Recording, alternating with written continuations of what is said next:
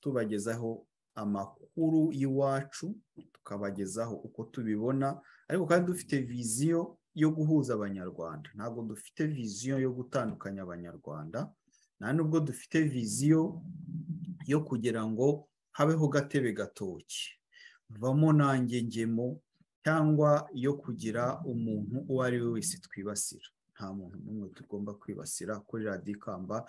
Tugomba kugeza n'aho tworoha cyane.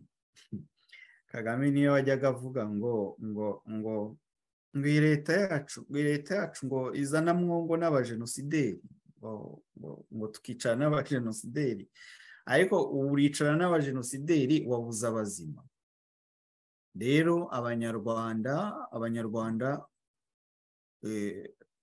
turamanuka cyane hasi, tukanga kujya mu isayo rya FPR, tukanga kujya mu isayo ry'abicanyi abo ari bo bose, tugahuza imitima yamenetse, tugahuza imitima ishavuye, kugira ngo twongere twubake gakondo yacu, twongere twubake u Rwanda. Niko kamaro k'iki kiganiro cyo kuwa kabiri, kongera kuganira nkavuga nti nabayeho gutya, nize muri primaire aha, nkora aha, dukorana na kanaka, iwacu twahanaga inka na kanaka, hanyuma itariki ya mbere z'ukwezi kwa 10 inkotanyi ziratera, urwango rugenda ruzamuka gahoro. Ibyo tuzabibara, izo nkuru tuzazibara, tuzagenda tuzibara. Ubu turazibwira abantu bakuru bafite imitima yamezeho isharankima kubera ibintu by'ibyago twahuye nabyo, ariko tuzajya tubibarira abana bacu. Il était une fois au Rwanda. Tuzagenda tubara histoire,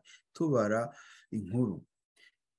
Byari bimeze gutya, twajyaga mu misa, iwacu muri batisimu kari kanaka, iyo habaga ubukwe, umukobwa yarongoye cyangwa umusore yarongoye, dore uko byagendaga.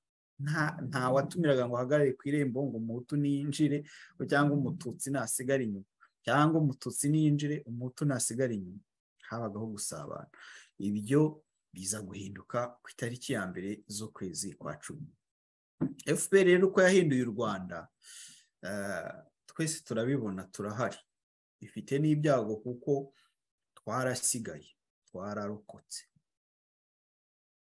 turayirega rero. Nka bya bindi Gahini amaze kwica Abeli, Gahini amaze kwica Abeli, Imana ikamubaza iti ariko ko mbona uhunga urajyayo, ufite ikibazo ki?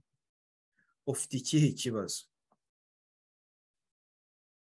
Nari ndimo kumvuga ko FPR nyine yagize ibyago tukarokoka, tukaba duhari.